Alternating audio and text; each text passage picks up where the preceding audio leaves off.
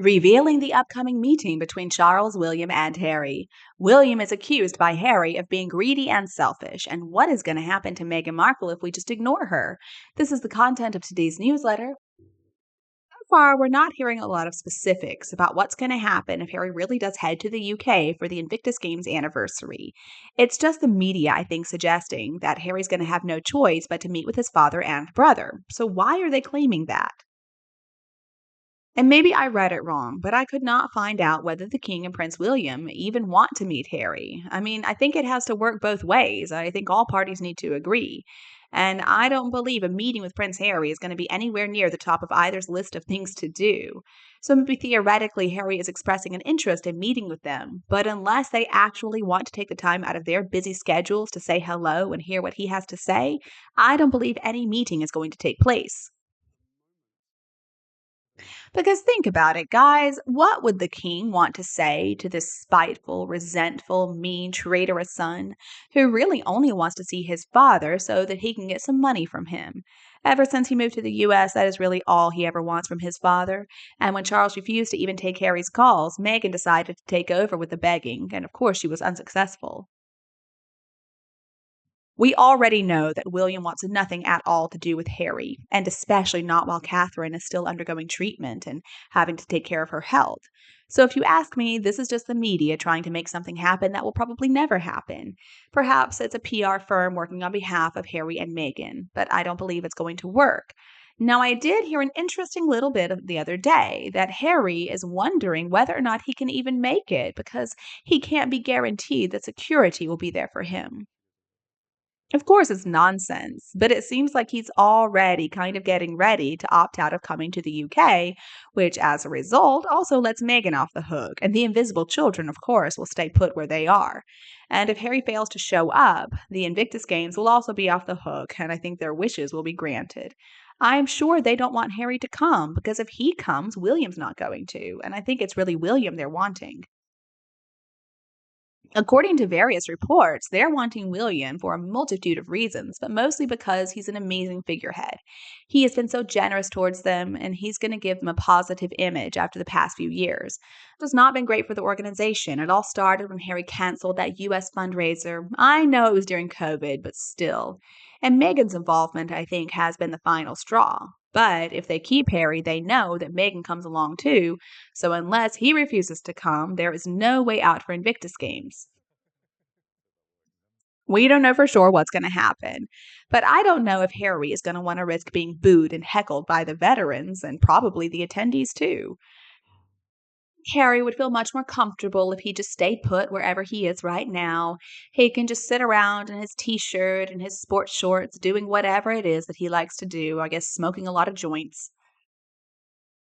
All right. And then, guys, get this one. William has been accused of being selfish. Oh, yeah, that William. So greedy, so selfish.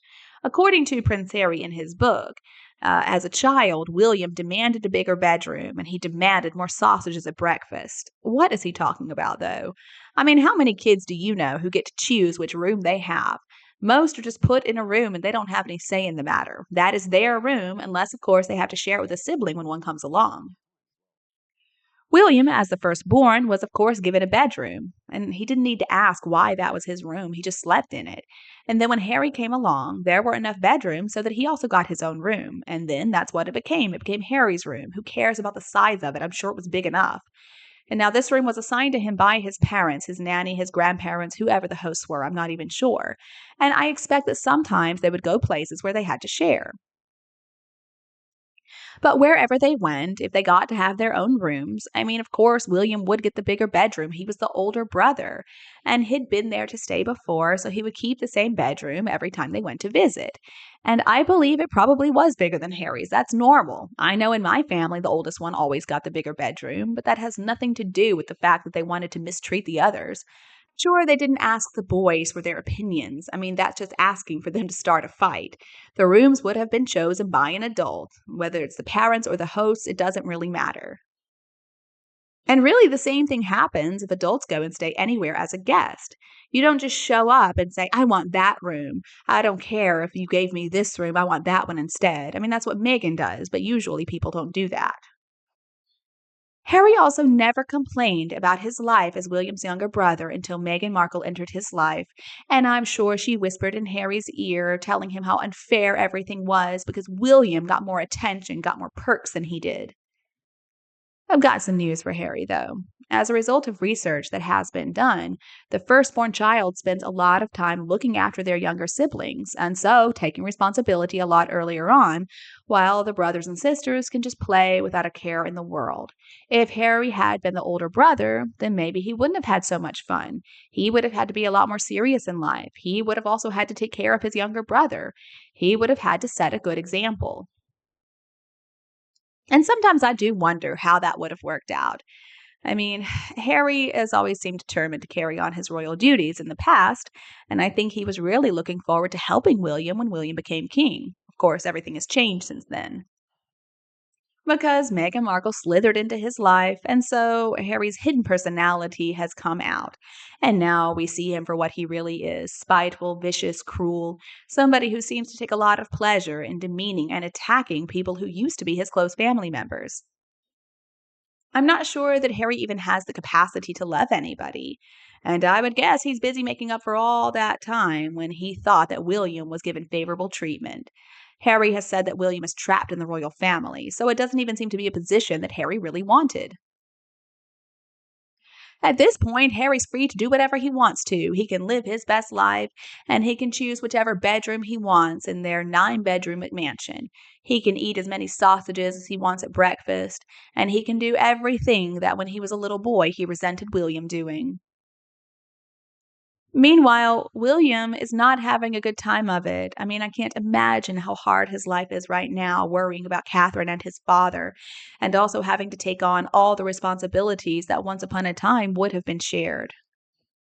But do you think Harry ever feels guilty for what he's done? No, I don't think so. I think he's too busy being bullied by Meghan Markle. He can't really do anything except find a break by taking some magic mushrooms or whatever substance he likes to abuse these days. And when they were younger, Harry got to do whatever he wanted to do, and he didn't have to face any repercussions. He didn't have any responsibilities.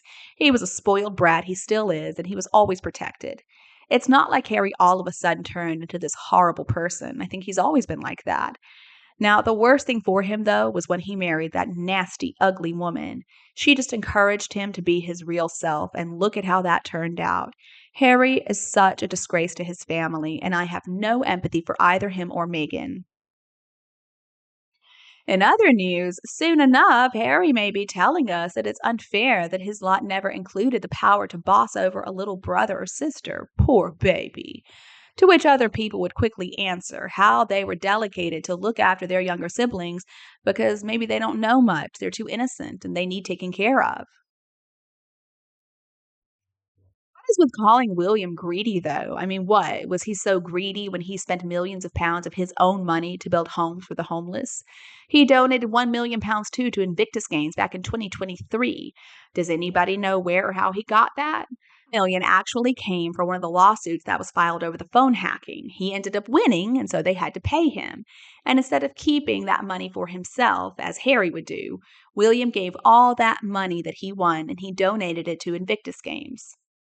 He didn't take a penny for himself. Instead of donating, though, Harry and Meghan have just charged Invictus for their speeches, their appearances, for Meghan's inappropriate and oversized wardrobes, jewelry, for the parties, the restaurants, the most expensive hotel they could find, with the most expensive room, of course. I think they have to have the whole floor. So, how exactly is William greedy? I mean, I guess the squatties are going to wish that William was greedy because it's going to make Harry and Meghan look better, but he's not. All right, final bit of news that we've got to talk about. If we ignore Megan, do you think that she's going to get the message and go away? Well, no, unfortunately, my friends, that would never work because according to Megan, everything she does is perfect and it is always our fault.